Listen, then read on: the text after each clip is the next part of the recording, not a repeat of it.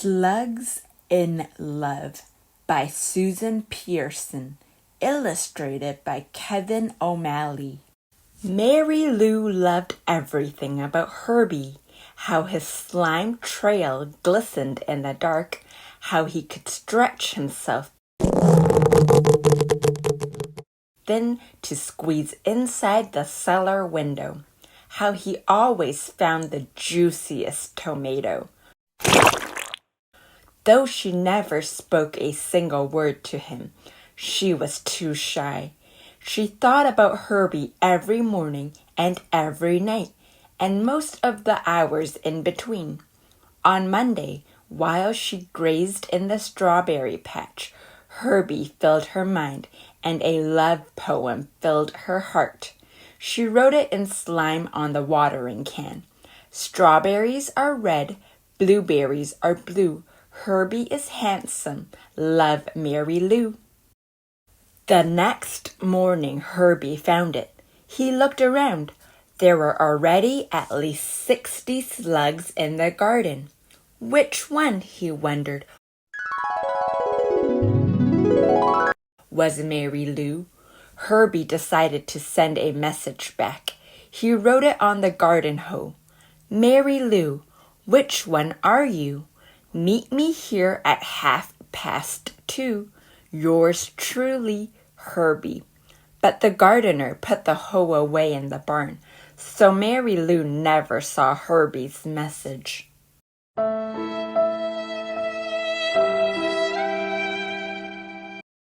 On Tuesday, while Mary Lou was hiding from the sun in the ivy, she saw Herbie hiding under a stone, and a poem came immediately to mind.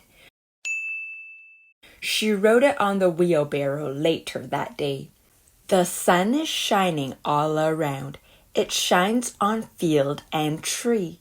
But Herbie's safe beneath a rock.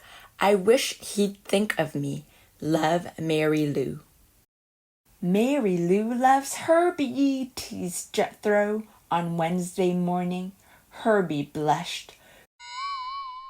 Who is Mary Lou? He asked, but Jethro didn't know either. Herbie sent another message. This time he wrote it on a fence where it would stay put. To Mary Lou, you could make my life complete. I'd love to meet someone so sweet. Tell me where and I'll be there. Sincerely, Herbie. But that afternoon it rained and his letter washed away.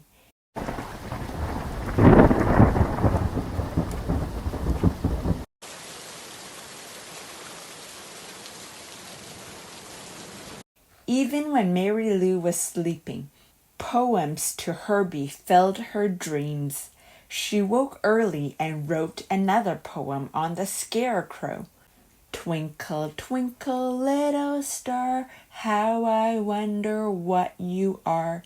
Herbie, Herbie, handsome slug, Mary Lou would love a hug. Love, Mary Lou.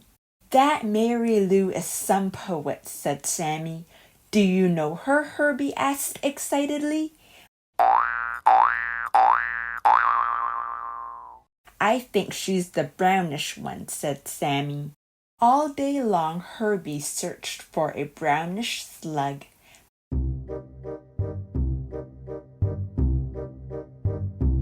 But next to the brown dirt, they all looked a little brown.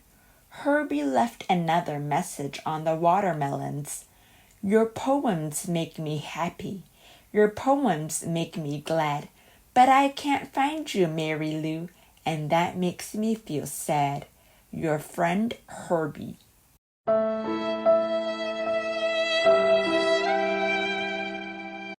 But Mary Lou was in the squash patch that day and didn't see Herbie's note.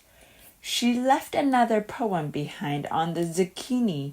Herbie, you would make me as happy as can be if you'd just pay attention and please, please notice me. Love, Mary Lou. Herbie was at his wits' end. He had been noticing her. Well, her poems anyway. and he'd asked everyone he could think of if they knew her. "I think she's the greenish one," said Homer. "I think she's the pinkish one," said Jodelle. "Maybe she's the one who likes tomatoes," said Adelaide. "All slugs like tomatoes," said Herbie. But Adelaide had given him an idea. Herbie climbed to the top of the tallest tomato plant. On his way back down, he wrote a message. "Look at me, I've climbed so high that I can see the world pass by. Mice and ants and old black shoe. But Mary Lou, where are you? I've left you poems near and far. Won't you tell me where you are? Love, Herbie." And that night, when Mary Lou went out to snack on a tomato, she found Herbie's message glistening in the garden. What joy! What gladness! What delight! Mary Lou could hardly contain herself as she hurried to the barn. The next morning, the first thing Herbie saw was, "Your rhyme is sublime.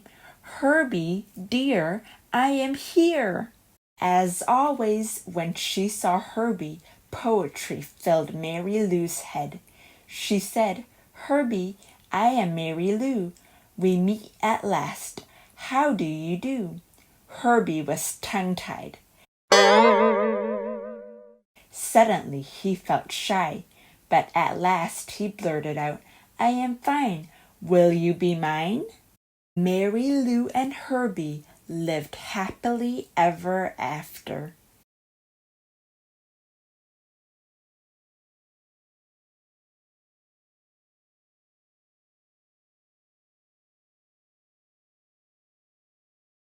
The end. Thank you for listening to me read Slugs in Love.